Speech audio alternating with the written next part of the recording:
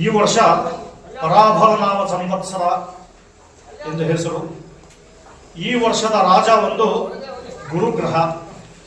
ರಾಜ ಗುರು ಆಗಿರುವುದರಿಂದ ಜನರಲ್ಲಿ ಗುರುಗಳ ಮೇಲೆ ಭಕ್ತಿ ಹೆಚ್ಚಾಗಿರುತ್ತೆ.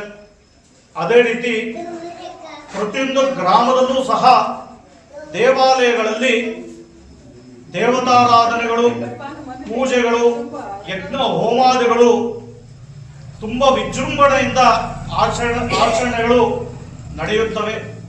ಅದೇ ರೀತಿ ಮೇಘಾಧಿಪ ಈ ಸತಿ ಚಂದ್ರ ಆಗಿರೋದ್ರಿಂದ ಉತ್ತಮವಾದ ಮಳೆ ಬೆಳೆಗಳು ಚೆನ್ನಾಗಾಗುತ್ತೆ. ಅದೇ ರೀತಿ ಪಶುನಾಯಕ ನಮ್ಮ ಗ್ರಾಮೀಣ ಭಾಗದಲ್ಲಿ ತುಂಬಾ ಮುಖ್ಯವಾಗಿರುವಂಥದ್ದು ಪಶುನಾಯಕ. ಅದೇ ರೀತಿ ಮೇಘಾಧಿಪ ಮಳೆ ಬೆಳೆಗಳು ಚೆನ್ನಾಗಿ ಆದರೆ ಪಶುಗಳ ಒಂದು ಸಂರಕ್ಷಣೆ ತುಂಬಾ ಚೆನ್ನಾಗಿರುತ್ತೆ. ಅಂತಹ ಪಶುನಾಯಕ ಈ ಸರಿ ಕೃಷ್ಣ ಆಗಿದ್ದಾನೆ. ಗೋಪಾಲಕ ಕೃಷ್ಣ ದೇವರು ಯಾವಾಗ ಆಗಿದನೋ ತುಂಬಾ ಉತ್ತಮವಾದಂತಹ ಆರೋಗ್ಯ ಪಶುಗಳಲ್ಲಿ ಇರುತ್ತೆ.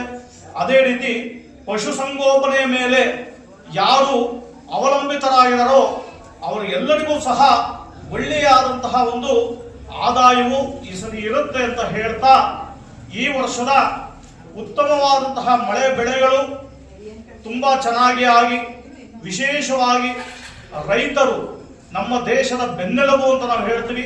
ಅಂತಹ ರೈತರು ತುಂಬಾ ಅವರು ಬೆಳೆಯುವಂತಹ ಧನಧಾನ್ಯಾದಿಗಳಿಗೆ ಒಳ್ಳೆಯ ಒಂದು ಬೆಲೆ ಸಿಗಲಿ ಎಂದು ಆ ಭಗವಂತನಲ್ಲಿ ಪ್ರಾರ್ಥಿಸಿ, ಆ ಪರಾಭವ ನಾಮ ಸಂವತ್ಸರದ ವಿಶೇಷವಾದಂತಹ ಫಲಗಳು ಎಲ್ಲರಿಗೂ ಸಿಗಲಿ ಅಂತ ಆ ಭಗವಂತನಲ್ಲಿ ಗ್ರಾಮ ದೇವತೆಯಲ್ಲಿ ನಾನು ಪ್ರಾರ್ಥನೆಯನ್ನು ಮಾಡುತ್ತೇನೆ.